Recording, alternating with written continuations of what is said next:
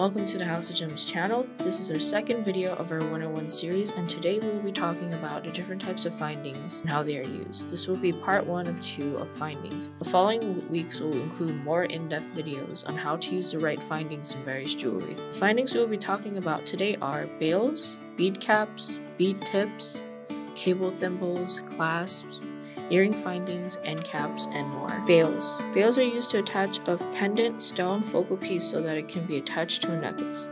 There are pinch bails, snap bails, bails with cup and pegs, open ring bails, and glue-on bails.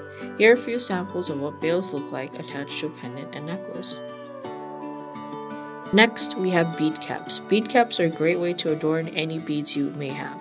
They come in various diameters to better fit the different size beads that are available. Bead caps are an excellent way to add some flair to your design. It can also be used as a way to break up colors or even add texture. Cable thimbles or wire guards are a good way to reinforce your wire threaded jewelry. If you ever needed to create a loop using either wire or thread, you know how important it is for that loop to remain sturdy. Cable thimbles come in various sizes and is available in 4K gold filled, rose gold filled, and in sterling silver as well. Clasps are essential for when you want to be able to open and close certain jewelry. Clasps come in various shapes and sizes, including spring ring clasps, lobster clasps, trigger clasps, toggle clasps, and many more. Earring findings are the most important part of creating earrings. This is usually what most earring components are attached to, whether it be ear wires, lever backs, hoops, posts, and more. End caps. End caps are used to finish any cord that cannot be tied off, such as leather cord.